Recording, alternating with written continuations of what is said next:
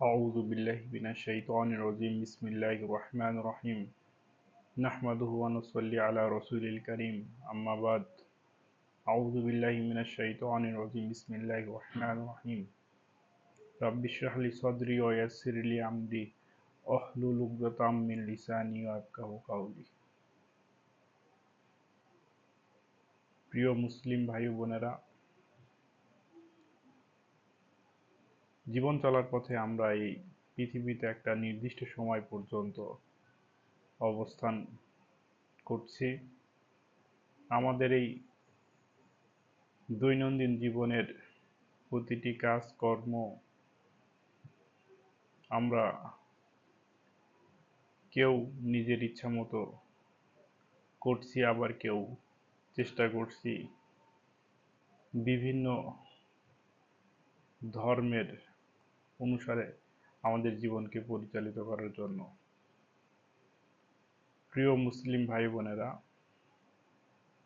পৃথিবীতে আমরা একটা সময় ছিলাম না, আবার আমরা বর্তমানে আছি, একটা সময় আমরা থাকবো না। মাঝখানের এই আমাদের জীবনটা হচ্ছে আমাদের জীবন গঠন করার সময়। আমরা এই পৃথিবীতে অবস্থানকালীন সময় আমরা কিভাবে আমাদের সময়গুলোকে অতিবাহিত করলাম, কিভাবে আমাদের জীবনকে পরিচালিত করলাম, এই সমস্ত বিষয়ের একটা হিসাব নিকাশ হবে একটা দিন। আমরা মুসলিম হিসাবে বিশ্বাস করি দুনিয়ার এই জীবনের পরে শুরু হবে বারজাকের জীবন, এবং বারজাকের জীবন এর পরে চিরস্থায়ী আখিরাতের জীবন। প্রিয় মুসলিম ভাই বোনেরা, এই দুনিয়ার জীবনে আমরা চাইলেই ইচ্ছা মাফিক জীবন পরিচালিত করতে পারি, আবার চাইলেও মহান রব্বুল আলামিনের নির্দেশিত জীবন বিধান মেনে আমাদের জীবনকে পরিচালিত করতে পারি। দুটো দিক আমাদেরকে ওপেন করে দেওয়া হয়েছে। মহান রব্বুল আলামিন আমাদেরকে পবিত্র কোরআনুল কারিমের মাধ্যমে একটা কমপ্লিট কনস্টিটিউশন অফ লাইফ, মুসলিমদের জন্য একটা সংবিধান প্রেরণ করেছেন। রাসূলুল্লাহ সাল্লাল্লাহু আলাইহি ওয়াসাল্লামের উপরে পবিত্র কোরআন নাজিল করে মানব জাতির মুক্তির একটা পথ আমাদেরকে দেখিয়েছেন। প্রিয় মুসলিম ভাই ও বোনেরা, একটু গভীরভাবে চিন্তা করলে দেখবেন দুনিয়ার এই জীবনে আমরা ইচ্ছা মতো চলছি, যা ইচ্ছা তাই করছি, আমাদের কোনো বাধা নিষেধ নেই। কিন্তু পরকালের একটা জীবন আছে, সেই জীবনে গিয়ে কিন্তু আমাদের এই জীবনের হিসাব দিতে হবে।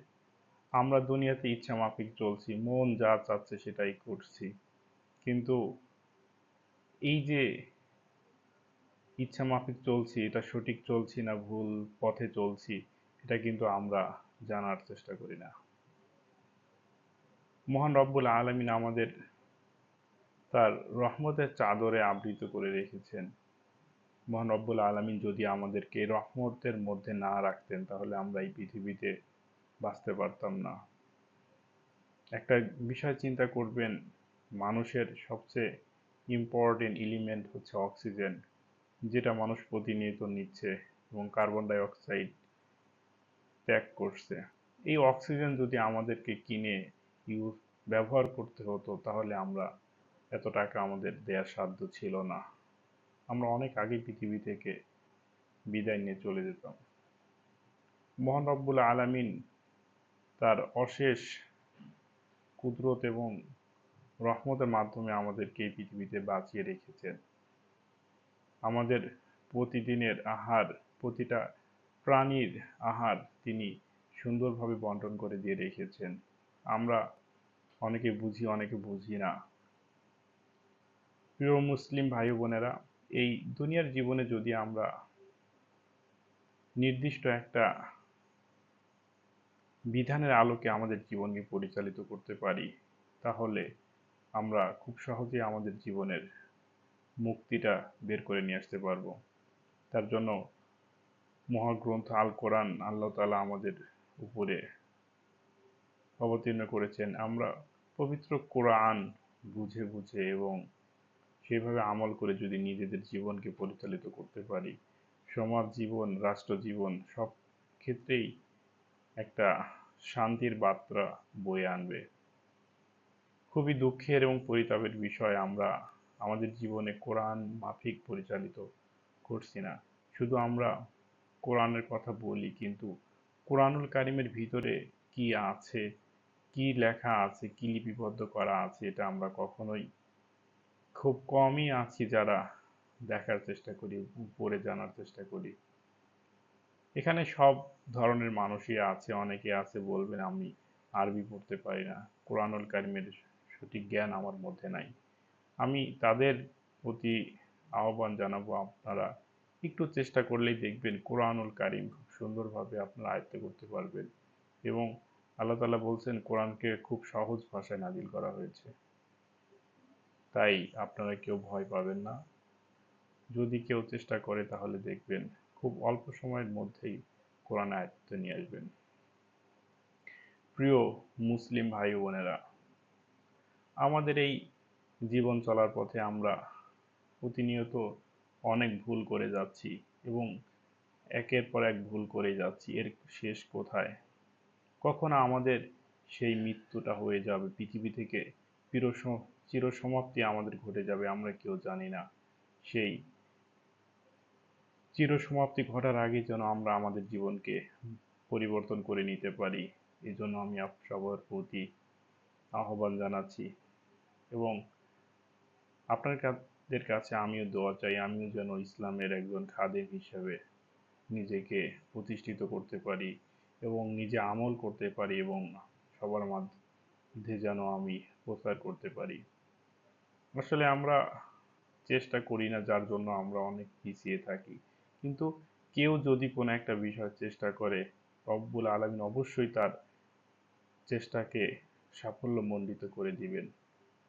রাসূলুল্লাহ সাল্লাল্লাহু আলাইহি ওয়াসাল্লামের আলোকে যদি আমরা আমাদের জীবনকে গড়তে পারি, তাহলে আমাদের জীবনটা হবে একদম সুখময় এবং জান্নাতি একটা জীবন পেয়ে যাব। তবে দুনিয়ার জীবনে অনেক ঘাত প্রতিঘাত আসবে, আমাদের জীবনের বিভিন্ন কাজকর্মে নিয়ে আমরা হয়রানির মধ্যে পড়ে আছি। আমরা নিজেদের হ্যাপিনেসটা এখনো বের করে আনতে পারিনি। তবে আমি আমার ব্যক্তিগত গবেষণা থেকে আমি আপনাদের বলছি, পৃথিবীতে আপনারা যে যে অবস্থানেই আছেন না কেন, ওই অবস্থানকেই আপনি আপনার জীবনের সেরা সময়টাও মনে করে নিন।